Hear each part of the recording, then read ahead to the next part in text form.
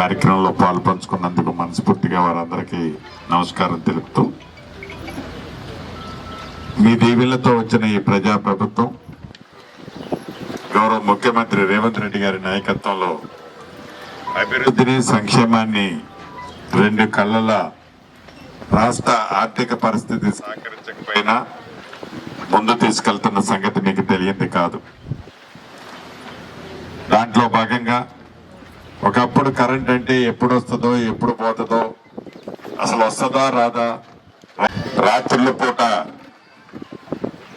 Current వచ్చిందని వాళ్ళు చాలా దగ్గరికి వెళ్ళినప్పుడు అనేక సందర్భాల్లో పేద రైతన్నలు పాము కాటుకో తేలికాటుకో బలైన సందర్భాల్లో కోకోలను చూశాం. ఉచిత కరెంటు కాన్సెప్ట్ ని ఆనాడు దివంగత నేత కాంగ్రెస్ ముఖ్యమంత్రిగా వైఎస్ రాజశేఖర రెడ్డి గారు ఈ రాష్ట్రంలో, దేశంలో ఏ రాష్ట్రమో ప్రవేశపెట్టని విధంగా ప్రవేశపెట్టి అద్భుతంగా రైతన్నలకు ఉచిత కరెంట్ ఇచ్చింది కాంగ్రెస్ ప్రభుత్వం. తదుపరి రాత్రిపూటే కాదు పగలిపూట కూడా కరెంటు ఫుల్గా ఇస్తామని చెప్పిన మన ప్రభుత్వం ఈనాడు రైతన్నలకు ఎక్కడా ఇబ్బంది లేకుండా ఉచిత విద్యుత్తు రాత్రి పగలు అని తేడా లేకుండా ఇస్తున్నాం.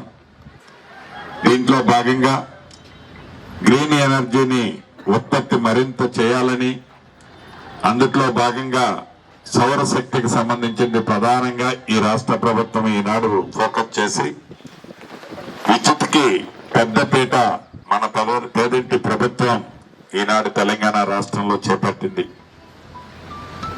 అందుట్లో భాగంగా ఈ గడిచిన 2 సంవత్సరాలన్నరలో మన పాలేరు నియోజకవర్గంలో ఇందాక అధికారులు ఇస్తున్న లెక్క ప్రకారం 37.5 కోట్ల రూపాయలతో సబ్ స్టేషన్లు కానీ కొన్ని లైన్లు కానీ ఏర్పాటు చేసుకున్నాం. ఈ 37.5 కోట్లే కాకుండా ఇంకా 9 కోట్లు పెట్టి ఇళ్ల మీద పైన హైటెన్షన్ లైన్లు, ఇళ్లకు ఆనుకొని ఉన్న కరెంటు లైన్లు అన్నిటినీ కూడా మనం వచ్చిన తర్వాతే ఎప్పుడో కొన్ని దశాబ్దాల నుంచి ఇబ్బంది పడుతున్న ఆ ఇంటి ఓనర్లకి విముక్తి కల్పించి వాటన్నిటిని కూడా తీసేయటం జరిగిందని చెప్పడానికి గర్వపడుతున్నాను. అంటే పేదవాడి కష్టం తెలిసిన ప్రభుత్వం, పేదవాడి మనసరిగిన ప్రభుత్వం, పేదవాడికి ఏది అవసరముందో గ్రహిస్తే ఫలితాలు ఇప్పుడు ఈ ప్రభుత్వం వచ్చిన తర్వాత ఏవైతే జరుగుతున్నాయో అలా చేసుకోగలుగుతాం. అంతేకాదు సంక్షేమ కార్యక్రమాలు కూడా ప్రతి పేదవాడికి ఎక్కడా ఇబ్బంది కలగకుండా పేదవాడికి అవసరమైన ఇంటికి సంబంధించిన ఉచిత విద్యుత్ 200 యూనిట్లు, సన్న బియ్యం, తెల్ల రేషన్ కార్డు, ఆర్టీసీ బస్సులో ఆడబిడ్డలకు ఉచిత బస్సు సౌకర్యం, ఇందిరమ్మ ఇళ్లు ఆనాటి ప్రభుత్వం విస్మరిస్తే కులము మతము అని అడగకుండా అర్హులైన పేదవాళ్ళకి మొదటి విడత ఇచ్చాం.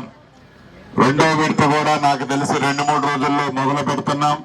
2వ విడత ఇస్తాం, 3వ విడత ఇస్తాం, 4వ విడత ఇచ్చి ఏ అర్హులైన వాళ్ళు కట్టుకుంటున్నారో 5 లక్షల రూపాయలు ఉచితంగా వాళ్ళకి ఇచ్చే కార్యక్రమం ఇప్పటికే చేపట్టాం. భవిష్యత్తులో నిరుపేదలు ఎవరూ లేకుండా రాష్ట్ర వ్యాప్తంగా అర్హులైన